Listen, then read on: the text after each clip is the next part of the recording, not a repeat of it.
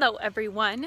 So we are back in Circle 5 after filling all those raised beds with that core gardening method and then putting all the soil on top.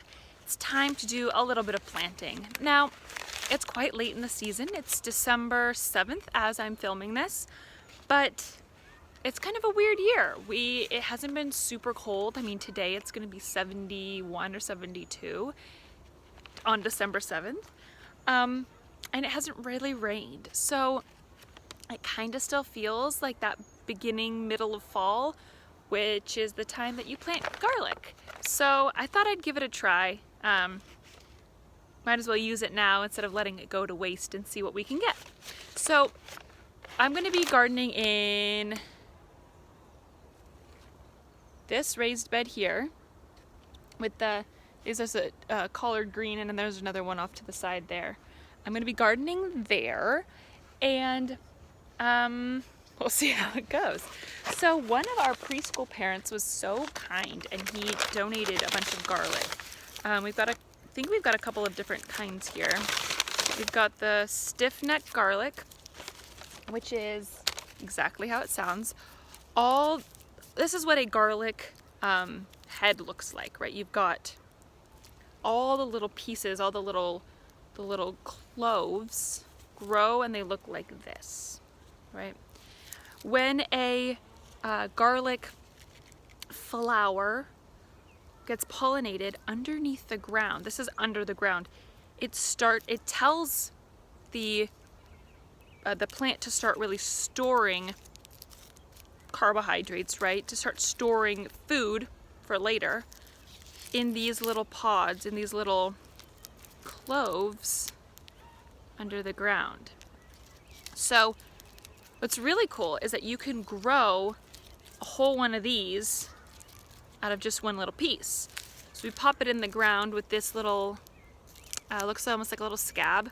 That part down, there's like a little pointy part facing up because this is how it sits in the ground.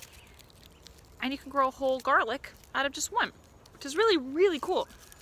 So this one is a stiff neck garlic. You can see the neck of the garlic is this piece here. And look how stiff it is. Stiff neck garlic.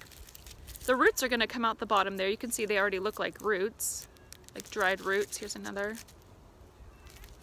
Let's see what other kinds you've got. So most garlics you see, like at the grocery store, if you're buying garlic from the grocery store, are going to be that, like, honestly, I don't know the names of different kinds of garlics, but they're going to be that standard white one. This one's really cool because it's got, oops, it's got pink in it. And then this whole bag is filled with, oh, here we go. This is cool. So this has an elephant garlic, which I'm going to assume is this one. Look at, remember that little clove from the last one? All right, one clove, and just this is one clove. I would call that one the elephant garlic. That makes a lot of sense. Look how big that is. It'd be so cool if we can get that to grow. And then we've got California Early White. I bet you that's the one that we see the most. It's a soft neck garlic, so instead of that head being, or that neck being hard, right, like a hard tube, it's soft neck, which, let's see if I can find it in here just by that. Yeah. This would be the California Early White with its little soft neck, right? It's not that hard tube. And look, you could tell it grows in a little bit of a different way.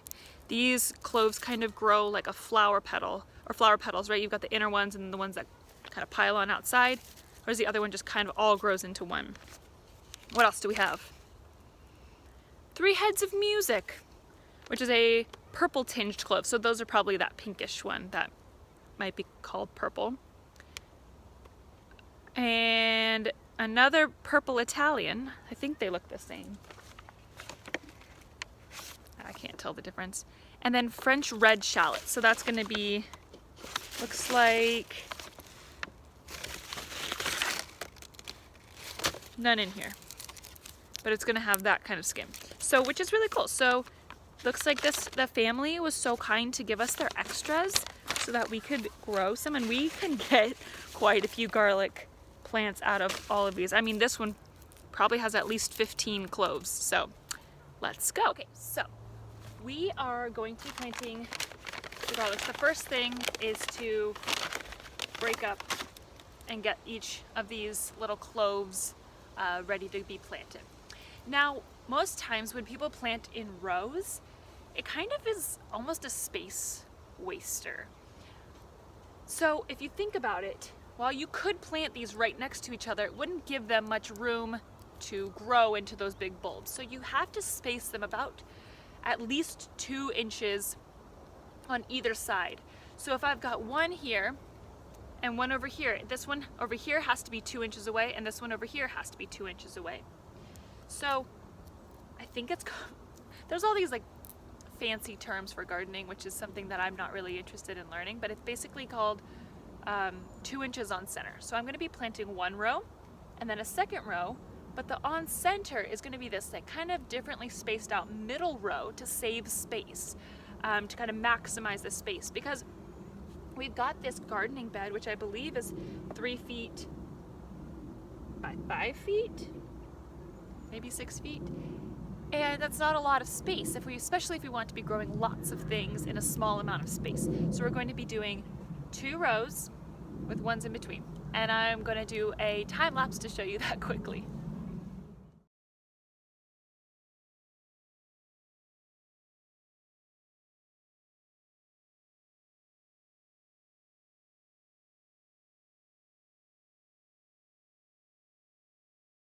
All right, so you can see that I've got 1, 2, 3, right, in this row, and I've done 4 rows across.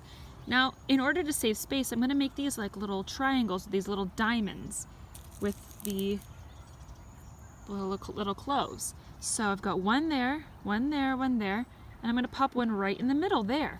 So you can see triangle, triangle, or square, and then eventually there'll be one here. So it's like these little shapes, and that puts this row in the middle so that you can pack the space, you maximize the space. Now, I'm going pretty much putting, well, they're different varieties, they're all hardneck garlics together, and then I'm going to label them as such so that I know coming back, a couple months from now, I'm not like, oh, what did I put there? I totally forgot. So I'm going to be putting a label here and then planting the different kinds. There's a couple of soft necks. I'm going to be planting those off on this side. Next, I'm going to make sure they're all nice and covered with the soil and make sure they're really, really in there and buried. Look at all those. That's also a lot of just like the little bits that come off of it, but I do want to make sure they're all about an inch or so down and really nice. See, that one popped up, a couple of these are popping up.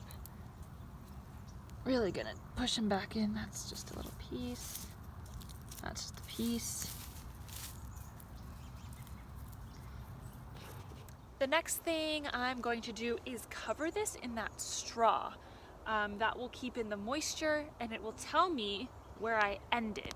So I'm going to stop right at there's a little one of these collard greens just over outside of the camera's view, and that's where I stopped planting the garlic. So I'm going to put the straw there. I'm going to get a couple of pegs with the string, label it saying this direction is all garlic, so that when I come back I know where I planted the garlic and where to be expecting it to come up. There it is. Now we just water it and it's all done.